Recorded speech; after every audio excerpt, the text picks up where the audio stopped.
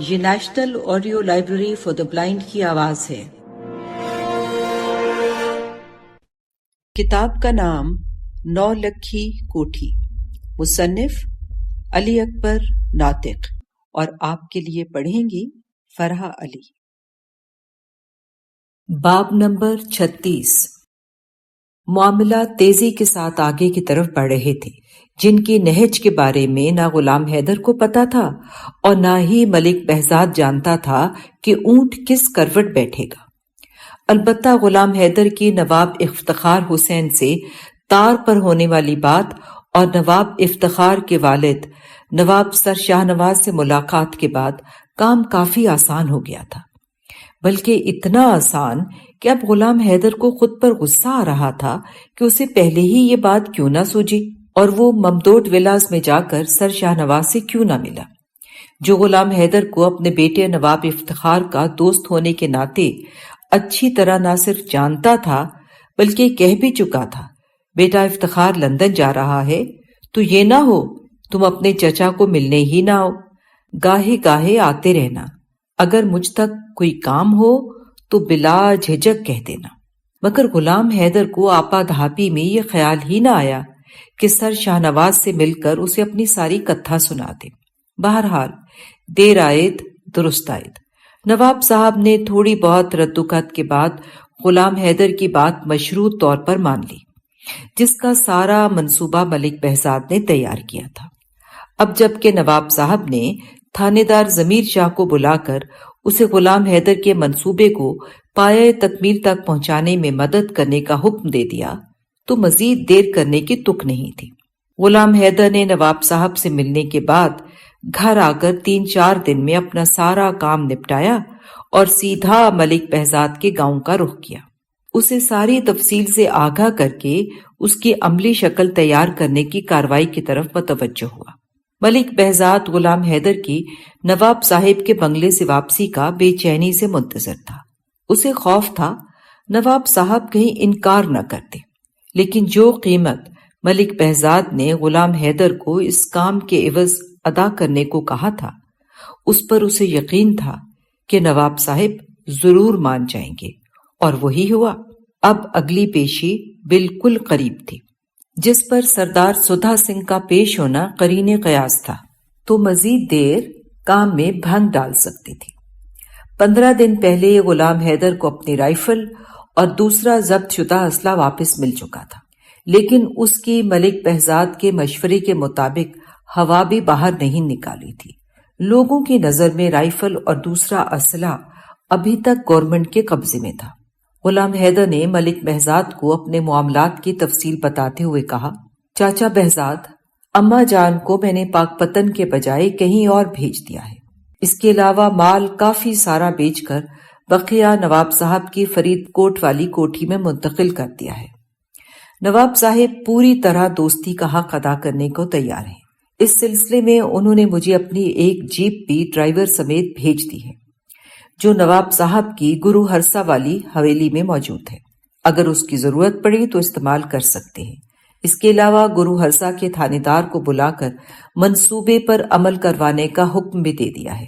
تھانے دار نے کہا ہے اگر میں کارروائی کر کے 2 گھنٹوں کے اندر دوبارہ تھانہ گرو ہرسا کے حوالات میں پہنچ جاؤں تو پریشانی کی کوئی بات نہیں، پھر ساری بات وہ سنبھال لے گا۔ وہ مجھے ناجائز اسلحہ رکھنے کے عوض حالات میں بند کر کے عین واردات کے وقت باہر نکال دے گا۔ میں اور میرے بندے کارروائی کر کے دوبارہ وہیں پہنچ جائیں گے۔ اس طرح یہ کارروائی مکمل ہو جائے گی، لیکن مجھے اس میں خطرہ ہے کہ کام صرف سودا سنگھ کا ہی ہوگا، دوسرے دونوں بچ جائیں گے کیونکہ اس کے لیے وقت نہیں ہوگا۔ ملک بہزاد نے غلام حیدر کی بات سن کر ایک لمبی ہوں کی، پھر حقے کے نئے ہاتھ سے رکھ کر بولا، غلام حیدر، ان دونوں کی بالکل پرواہ نہ کر، ہم ایک ہی حلے میں یہ دونوں قصے پاک کر دیں گے۔ بلکہ یہ اور بھی اچھا ہوا نواب صاحب نے اپنی جیپ عنایت کر دی، جس سے کوسوں کا پینڈا چھپاکوں میں نکل جائے گا۔ لیکن ایک بات یاد رکھنا، جیپ تجھے پھنسا بھی سکتی ہے، اس لیے اس کا استعمال اسی وقت ہی کرنا جب کوئی چارہ نہ رہے۔ اس کے علاوہ ایک اور بات کہ تو کبھی بھی اپنے آپ کو حوالات میں بند نہ کروانا۔ نہ کام کرنے کے بعد تھانے کا رخ کرنا۔ اگر تھانے دار پر انگریز سرکار کا دباؤ بڑھا تو تھانے دار یہ وزن نہیں اٹھا سکے گا، پھر تجھے ریشمی رسے میں سر دینا پڑے گا۔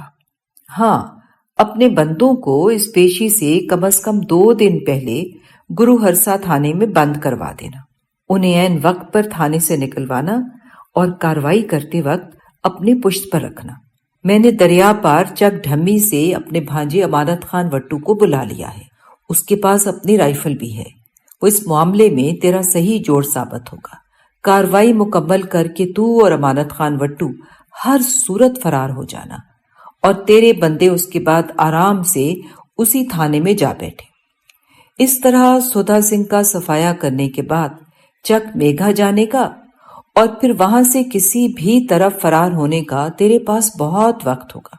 جیسا کہ نواب صاحب نے حامی بھری ہے، وہ تجھے پناہ دے سکتا ہے۔ یہی بات اس سے پکی کر کہ تو کاروائی کرنے کے بعد حوالات میں نہیں جائے گا۔ خود کو حوالات میں بند کروا لینا ایسے ہی ہے کہ اپنے ہاتھ پہلے ہی کاٹ کے دے دینا۔ اگر کسی انگریز افسر کو شک بھی پڑ گیا تو تھانے دار کی تو صرف نوکری جائے گی یا تھوڑی بہت سزا ہو جائے گی، لیکن تیری گردن لازمی کنویں کے تختے پر کسی جائے گی۔ قانونی طور پر تھانے میں حاضری ہونے کی وجہ سے تیرے بندوں پر شک کم ہوگا۔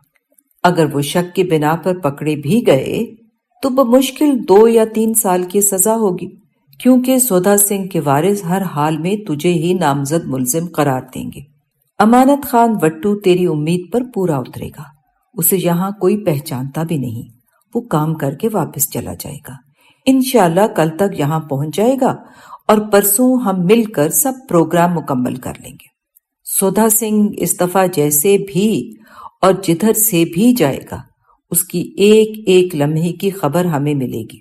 میں نے ایک بندہ وہاں خاص اسی کام پر لگا دیا ہے، اور وہ ہے ان کے گاؤں کا لوہار نندا، جو جگبیر کا بڑا یار ہے۔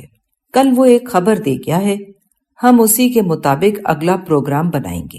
لیکن ملک بہزاد وضاحت کرتے ہوئے بولا، اس کام میں اگر کوئی گڑبڑ ہوئی تو اس کے لیے بھی تیار رہو، ضروری نہیں ہر کام منصوبے کے عین مطابق ہی ہو۔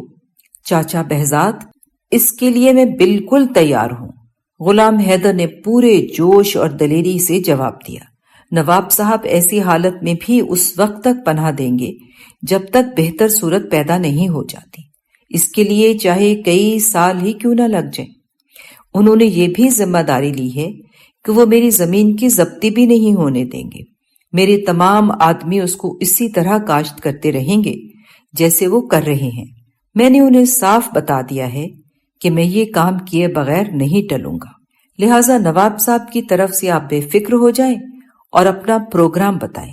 میرا تو یہی خیال ہے اس دفعہ بھی سودا سنگھ فیروز پور نہیں آئے گا، اسے ہماری طرف سے اب بھی ڈر موجود ہے۔ میں نے اپنی تیاری ہر طرح سے مکمل کر لی ہے، اب ہمارے پاس 4 سانڈنیاں اور 25 گھوڑے، 1 جیپ اور 2 رائفلیں ہیں، مگر میدان لگتا دکھائی نہیں دیتا۔ بس ٹھیک ہے غلام حیدر، ہم اس دفعہ بھی پچھلی بار کی طرح منصوبہ بنائیں گے، ملک بہزاد نے مشورہ دیتے ہوئے کہا۔ مجھے سب سے زیادہ فکر نواب صاحب کی طرف سے تھی، وہ تمہارا ساتھ دیتا ہے کہ نہیں؟ اب میدان ضرور لگے گا، یہ مجھے پکا یقین ہے۔ وقت آ گیا ہے کہ ہم کاروائی کر جائیں۔ اس دن کا مجھے عرصے سے انتظار تھا، لیکن چاچا بہزاد، چوہا بل سے باہر نکلے تو کڑکی میں آئے، غلام حیدر غصے سے بولا۔ اتنا عرصہ ہو چکا ہے اور میں کچھ نہیں کر سکتا، رعایا میرے منہ کو آ رہی ہے، میں جانتا ہوں لوگ میرے منہ پر کچھ نہیں کہتے، لیکن میری غیبت میں مجھے ضرور بزدل کہتے ہیں۔ میں اتنا عرصہ انہیں باتوں میں لگا کے آیا ہوں، اب ان کی پکی ضمانتوں نے تو انہیں اور بھی شیر کر دیا ہے، ادھر میں مرنے والوں کے وارثوں کو منہ دکھانے کے قابل نہیں رہا۔ ملک بہزاد غلام حیدر کا شکوہ سن کر بولا، میں جانتا ہوں غلام حیدر، یہ صبر کے گھونٹ تیرے لیے زہر کے اچھو ہیں، لیکن مجھے پکا یقین ہے اس دفعہ چوہا کڑکی میں آ ہی جائے گا۔ میرے مخبر کی رپورٹ کچی نہیں ہو سکتی، خدا کے ہر کام میں مصلحت ہے۔ اب دیکھ، اگر تیرا اور اس کا ٹاکرا تیری رائفل کی ضبطی اور بغیر منصوبہ بندی کے ہو جاتا تو معاملہ خراب ہو سکتا تھا۔ ڈانگ سوٹی کی لڑائیوں میں اکثر وار اوچھے پڑتے ہیں، پھر مجھے تیرے بندوں پر بھی اعتبار نہیں۔ غریب آدمی کے ہاتھ چودھریوں پر اٹھتے ہوئے کانپ جاتے ہیں۔ سودھا سنگھ کے علاوہ تو سارے جھنڈو والا کو قتل کر دے تو کوئی فائدہ نہیں۔ یاد رکھ، سودھا سنگھ کا قتل ہوا نہیں، ادھر جھنڈو والا تیرے قدموں میں ہوگا، اور سارے علاقے کے بدماش تیری ذات سے خدا کی پناہ ڈھونڈتے پھریں گے۔ رہا تجھ پر پلس اور مقدمہ، اس کی حالت گواہوں اور ثبوت کے بغیر وہی ہوگی جو اس وقت ہمارے مقدمے کی ہے۔ لیکن چاچا، اگر تو نہ روکتا تو میں عبد الگجر اور شریف بوتلا کا تو کب کا گھونٹ بھر لیتا، کچھ تو دل کو تسلی ہوتی۔ بھتیجے، میری بات سمجھ، ملک بہزاد کہنے لگا۔ پھر اس کے بعد کیا ہوتا؟ دیکھ، ہم جس کو بھی قتل کرتے اس کے بعد ہمارے پاس آزادی کا کوئی دن نہ ہوتا، نہ ہی دوسری کارروائی کے لیے ہمیں سکون ملتا اور نہ وقت، بلکہ ہم خود پولیس سے بھاگتے اور چھپتے پھرتے۔ ہمارے قابو میں سودھا سنگھ نہیں آ سکتا تھا۔